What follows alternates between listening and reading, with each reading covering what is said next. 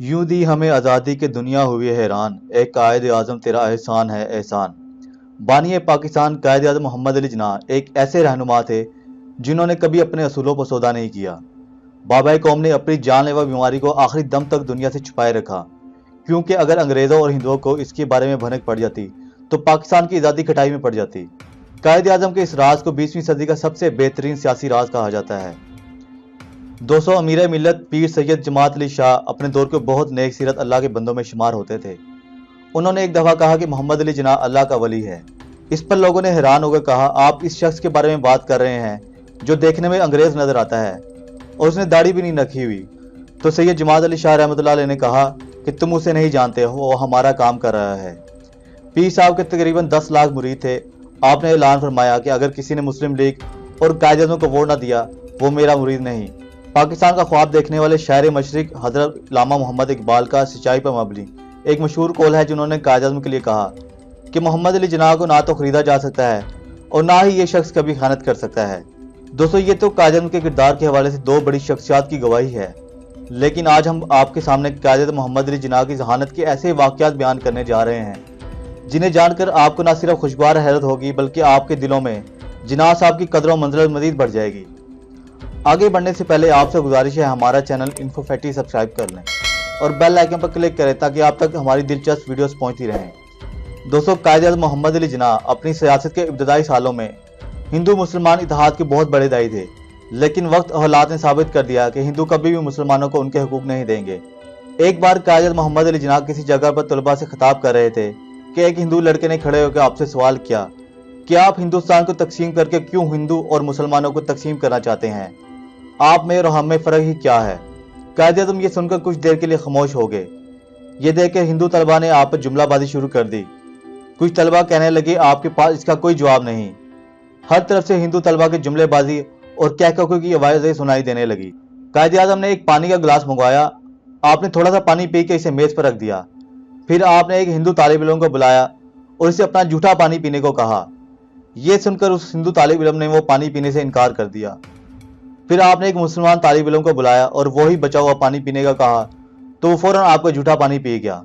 कायद आज़म फिर सब तलबा से मुखातिब हुए और फरमाया, ये फ़र्क आप हिंदुओं में और मुसलमानों में है। उसके बाद हर तरफ सन्नाटा छा गया, क्योंकि दो कौमी नज़रिए की इससे बेहतरीन मिसाल कोई और नहीं हो सकती। दोस्तों, इसी तरह कायद आज़म रेलगाड़ी में सफ़र के दौरान अपने लिए रेल की 2 बर्थें मखसूस कराया करते थे। किसी ने आपसे इसकी वजह पूछी तो फरमाने लगे, मैं पहले रेलगाड़ी का सफ़र करते हुए एक ही बर्थ मखसूस कराता था।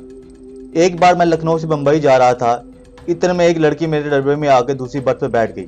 मैं कुछ अहम कागजात पढ़ने में मसरूफ था, इसलिए उसकी तरफ तवज्जो नहीं दी।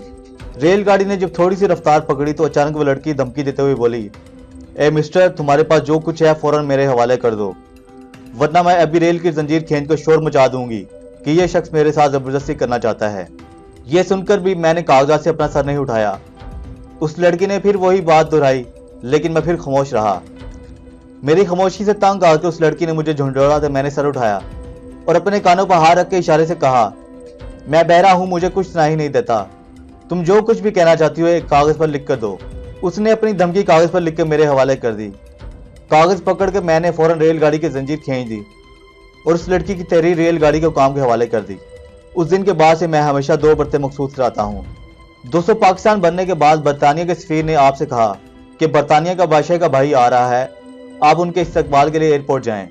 कायद आज़म ने यह सुनकर बरतानिया के सफीर से कहा कि मैं बादशाह के भाई को एयरपोर्ट लेने चला जाऊंगा, लेकिन मेरी एक शर्त है कि जब मेरा भाई बरतानिया जाएगा तो वहां का बादशाह उसे लेने आएगा। कायद आज़म का ऐसा नाकाबिले यकीन जवाब सुनकर बरतानिया का सफीर खामोशी से वापस चला गया। दोस्तों, कायद आज़म की जहानत तो अपनी जगह, लेकिन उनकी ईमानदारी की तो क्या ही बात थी। एक दफा सरकारी इस्तेमाल के लिए 37 रुपए का फर्नीचर लाया गया।